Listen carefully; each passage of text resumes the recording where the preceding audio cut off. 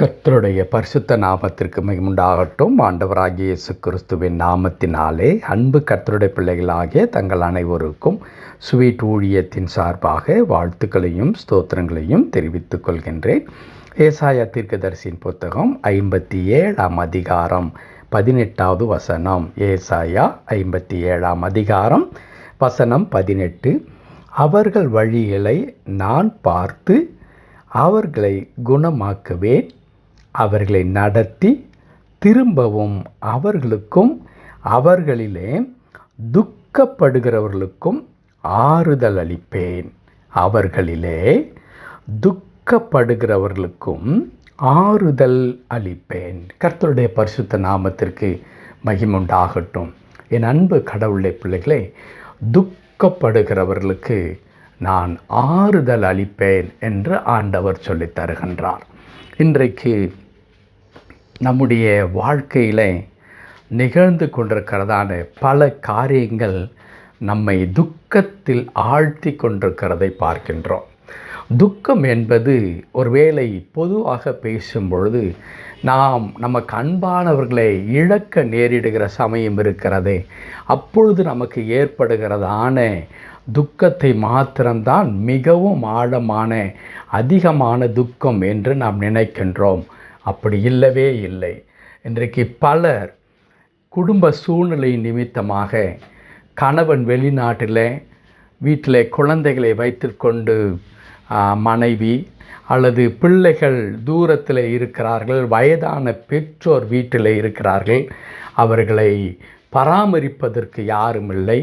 அல்லது குடும்பத்தில் சொந்த கணவன் மனைவி பிள்ளைகளுக்கு இடையில் சரியான புரிதல் இல்லாமல் ஒருவருக்கு ஒருவர் முரண்பட்டு நிற்பது, கூட பிறந்த அண்ணன் தம்பி சகோதர சகோதரிகளோடு கூட ஐக்கியம் இல்லாமல் ஒருவரை ஒருவர் வஞ்சித்து தான் நன்மை அடைய வேண்டும் என்று நினைப்பது, அலுவலகத்தில் ஏமாற்றப்படுவது, அதிகாரிகள் வேணுமென்றே நம்முடைய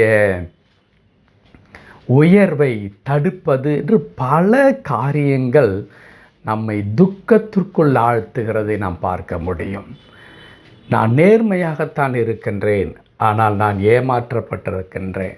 நான் கடவுளுக்கு பிரியமாக கடவுளுக்கு அடுத்த காரியங்களில் ஒருவேளை ஆண்டவருடைய வார்த்தைகளுக்கு அப்படியே கீழ்ப்படிதல், ஆலயத்தில் முதன்மையாக நின்று ஆராதனை செய்தல், ஊழியங்களுக்கு தாராளமாக நான் கொடுத்து தாங்குதல் போன்ற எல்லா காரியத்தையும் நான் செய்கின்றேன், அதுவும் மனப்பூர்வமாய் செய்கின்றேன். ஆனால் என் வீட்டில் நிகழ்கின்றதான காரியங்கள் அது விரும்பத்தகாதவைகளாக இருக்க சற்று கூட நாங்கள் எதிர்பார்க்கவில்லை. ஆகவே நான் இப்பொழுது மிகுந்த துக்கத்திலே இருக்கிறேன் என்று சொல்லுகின்ற கடவுளுடைய பிள்ளைகளை நாம் அதிகமாக பார்த்து கொண்டிருக்கிறோம். துக்கம் எல்லா நிலைகளிலும் கடவுளுடைய பிள்ளைகளை இன்றைக்கு ஒடுக்கி கொண்டிருக்கிறதை பார்க்கிறோம். முகத்தில் சந்தோஷம் இருக்கிறதில்லை, இருதயம் முழுவதும் அப்படியே உடைந்து கிடக்கின்றது. பறி கொடுத்தவர்களைப் போல பல நேரங்களில் வாழ்க்கை கசந்து போகிற ஒரு நிலைமைக்குள்ளாக இன்றைக்கு கடவுளுடைய பிள்ளைகள் இருக்கிறார்கள். என் அன்பு கடவுளுடைய பிள்ளைகளை, இந்த வசனத்தை நீங்கள் கூர்ந்து பாருங்களேன். 18வது வசனத்துடைய முதல் வார்த்தையை கடவுள் இப்படி சொல்லுகிறார், அவர்கள் வழிகளை நான் பார்த்து என்று குறிப்பிடுகின்றார். வழிகள் என்றால் நாம் கடந்து சென்று கொண்டிருக்கிற தடம் அல்ல, நம்முடைய வாழ்க்கை நகர்ந்து கொண்டிருக்கிறதான சூழ்நிலையை இங்கே குறிக்கிறது. கடவுள் நம்முடைய வாழ்க்கையை அவர் பார்த்து கொண்டிருக்கிறார். நம்முடைய தனிப்பட்ட வாழ்க்கையில், நம்முடைய குடும்பத்தில் எப்படி அல்லது என்னென்ன காரியங்கள் நிகழ்ந்து கொண்டிருக்கிறது என்பதை ஆண்டவர் கூர்ந்து பார்த்து கொண்டிருக்கிறார். ஆகவே அவர் சொல்லுகிற வார்த்தை என்ன? துக்கப்படுகிறவர்களை அவர்களிலே அப்படி நான் பார்த்து கொண்டிருக்கும் பொழுது வாழ்க்கையில் என் ஜனங்கள் துக்கப்பட்டு கொண்டிருக்கிறார்கள். அந்த துக்கப்படுகிற பிள்ளைகளுக்கு நான் ஆறுதல் அளிப்பேன் என்று ஆண்டவர் சொல்லுகிறார். எகிப்து தேசத்தில் எபிரேயர்கள் என்று அறியக்கூடிய கடவுளுடைய பிள்ளைகள் அங்கே போய் மாட்டிக்கொள்ளுகிறார்கள், அடிமையாக்கப்படுகிறார்கள், நசுக்கப்படுகிறார்கள், ஒடுக்கப்படுகிறார்கள். அவர்களுக்கு நியாயம் செய்யப்படவில்லை. ஒரு மனிதர்களாக கூட அவர்கள் நடத்தப்படவில்லை. ஆண்டவர் சொல்லுகிறார், ஆளோட்டிகள் நிமித்தம் என் பிள்ளைகள் படுகிற உபத்திரவத்தை, உடைய துக்கத்தை நான் பார்க்கவே பார்த்தேன் என்று சொல்லுகிறார். மனமடிவாக்கப்பட்டிருந்த அந்த நிலைமையில் இருக்கிற மக்களை ஆண்டவர் பார்த்து அவர்களுக்கு ஒரு ஆறுதலின் வார்த்தை அனுப்புகின்றார். அது என்ன? உங்களுடைய தேவனாகிய ஆண்டவர், உங்களை நான் பார்த்து கொண்டிருக்கிறேன், உங்கள் வழிகளை அறிந்திருக்கிறேன். நீங்கள் அந்நிய தேசத்தில் இப்படி நசுக்கப்பட்டு கொண்டிருக்கிறது முழுவதும் என் கண்களுக்கு முன்பாக இருக்கிறது. நான் என்ன செய்ய போகிறேன் தெரியுமா? உங்களுக்கு ஒரு அற்புதமான ஒரு ஆறுதல் வரப்போகிறது. என்ன அந்த ஆறுதல்? பாலும் தேனும் ஓடுகிற கானான் தேசம். இங்கே நீங்கள் அடிமைகளாயிருக்கிறீர்கள், ஆனால் நான் உங்களுக்கு சொந்தமாக நான் தேசத்தை நான் கொடுக்க போகிறேன். கட்டாத வீட்டை நான் கொடுக்க போகிறேன். நடாத தோப்புகளை கொடுக்க போகிறேன். வெட்டாத துறவை உங்களுக்கு சொந்தமாக கொடுக்க போகிறேன். என்னுடைய தயவினாலே நீங்கள் செல்வமாய் வாழப்போகிறீர்கள் என்று கடவுள் அவர்களை ஆறுதல் படுத்துகின்றார். இந்த காலை நேரத்தில் என் அன்பு கடவுளுடைய பிள்ளைகளை, நம்மை பார்த்தும் கடவுள் சொல்லுகிறார், ஒருவேளை எகிப்தில் அடிமையாக கிடந்த மக்களைப் போல ஒருவேளை நம்ம இல்லாமல் இருக்கலாம். ஆனால் ஏதோ ஒரு துக்கம், ஏதோ ஒரு கவலை உங்களை நாளுக்கு நாள் ஒடுக்கிக் கொண்டே இருக்கிறது.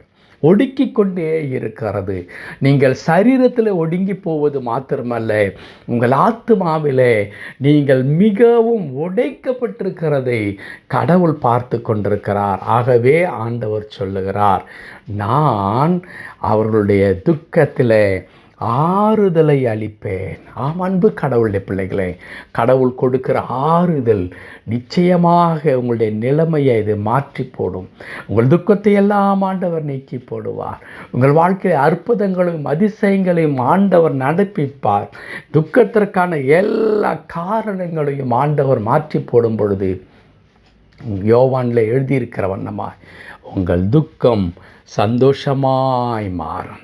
உங்கள் துக்கம் சந்தோஷமாய் மாறும். இது வெறுமனே தேற்றுகின்ற வார்த்தை அல்ல.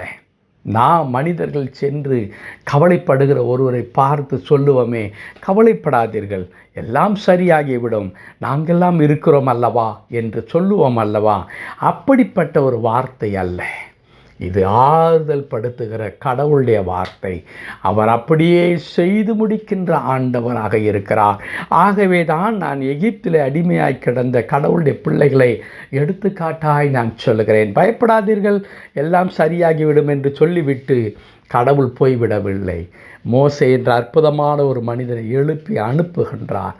அவருடைய தலைமைத்துவத்தின் கீழாக மக்கள் வெளியே கொண்டு வரப்படுகிறார்கள். கானான் தேசத்தில் ஒரு அற்புதமான வாழ்க்கை அவர்கள் பெற்றுக்கொள்ளுகிறார்கள். சொன்னதை செய்து முடிக்கின்ற ஆண்டவராய் நம்முடைய ஆண்டவர் இருக்கிறார். என் அன்பு கடவுளுடைய பிள்ளைகளை, நிச்சயமாக இன்றைக்கு பேசப்படுகிற கடவுளுடைய வார்த்தையின்படியே கர்த்தர் உங்கள் துக்கத்தில் உங்களுக்கு ஆறுதல் செய்ய போகிறார். ஜெபிக்கலாம். அன்பு நிறைந்த ஆண்டவரே, உமக்கு நன்றி செலுத்துகிறோம். ஆம், நீ சகல ஆறுதலின் தேவன் ஐயா.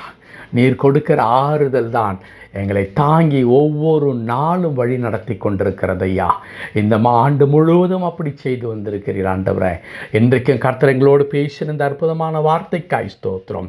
ஆம், உம்முடைய ஆறுதல் வர நாங்கள் காத்து கொண்டிருக்கிறோம் ஆண்டவரே. உம்முடைய ஆறுதல் எங்களுடைய இல்லங்களையும் ஆண்டு கொண்டு ஆண்டவரே, எங்களை துக்கப்படுத்துவதற்கான காரியங்கள் எல்லாவற்றையும் மாற்றி போட போவதற்காக நன்றி செலுத்துகிறோம். தொடர்ந்து ஆண்டவரே, அடியனோடு இணைந்து ஜெபித்து கொண்டிருக்கிற அன்பு கடவுளுடைய பிள்ளைகளை திருக்கரத்தில் அர்ப்பணிக்கிறேன். பொறுப்பெடுத்துக் கொள்ளும். உமது பிள்ளைகளுக்கு ஆறுதலும் சமாதானமும் நிறைவாய் கொடுக்கப்படுவதாக மீட்பர் நாமத்தில் ஜெபிக்கிறோம் எங்கள் நல்ல பிதாவே. ஆமென், ஆமென்.